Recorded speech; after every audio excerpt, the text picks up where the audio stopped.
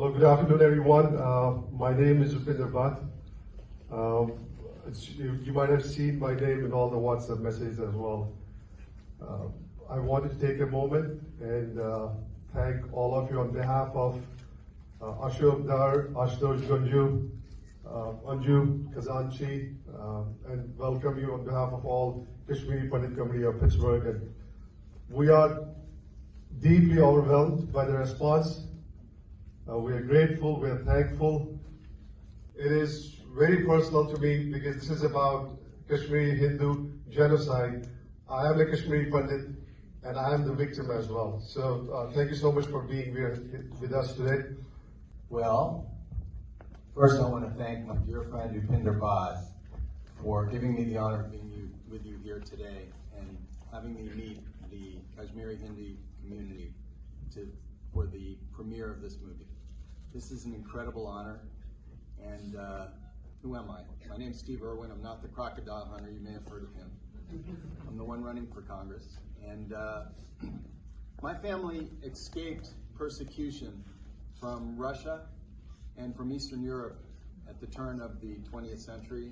Some of you may not be aware, but this is not the first time the Kashmiri Pandit had to leave. It's the 7th migration. And many friends ask me, who know of it, how did you go through this all? And I say our spirituality helped us take that hate and despair out of our hearts as we plodded on without a break.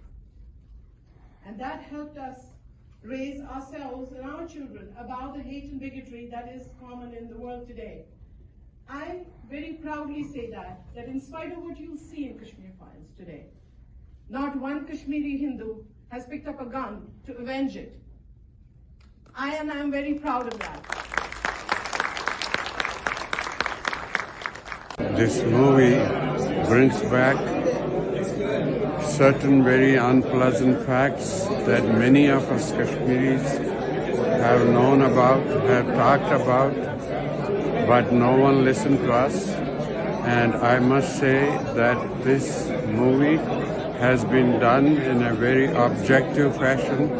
It tried to present both sides of the story, and nothing of the terrible things that happened that are shown here are not what we have heard before. I think the right reaction to the Kashmiri genocide is how the Israelis did. Non-violence is overrated. We should not be proud that we did not pick up the gun. I think the Indian state should go after each and every propagator of this heinous crime and resettle the Kashmiri Pandits. I would just say that it's a very powerful film, and I was not aware of the magnitude of what had been going on, and I was not aware of the barbarity of what had been going on. And unfortunately, we still see this going on in the world today, and I think at some level we will always see it going on, humans being what they are, and the only answer is to collectively find some way to actually fight back. Thank you. Thank you. Personally, I knew most of these stories and kind of ignored it. I knew the story of Girja Tikku. I knew the story of the lady with the rice story. I can blame the media, I don't know, but feedback is everybody should watch this movie. It's not, it's just for awareness. That's all I have. Hi, I'm Ashok Dar. I live in Pittsburgh. I just watched the Kashmir Files movie, and it was pretty moving. It was disturbing in many ways. The scenes there were pretty realistic, factual, and it's in many ways, if not my direct story, but that of my parents and hundreds of thousands of other Kashmiris who had to flee from Kashmir at those gruesome voices that I heard in Kashmir about Rilyo Galyo Yad Salev. And so they all fled for their lives with their families, with their kids and kins, and small babies and women and everyone else, and they had to really rush out of Kashmir at a very short notice with whatever they could take with them. I know our family was a victim. My uncle was shot dead the way they showed it in the movie, standing up there and shooting him in the head, and my uncle was shot like that. My cousins were shot at. Fortunately, they survived.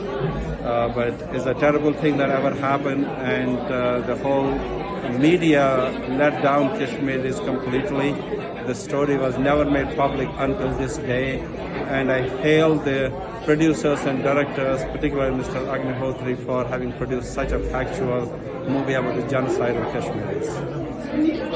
I cried. I'm not ashamed to say I cried a lot in the movie. So I think this, and I'm very happy that people got to watch this with us, because I'm hearing from many people that they had no clue about it. And today they came to know what the problem was, what happened. My feelings are, it's very hard to put into words the feelings that I have after viewing this.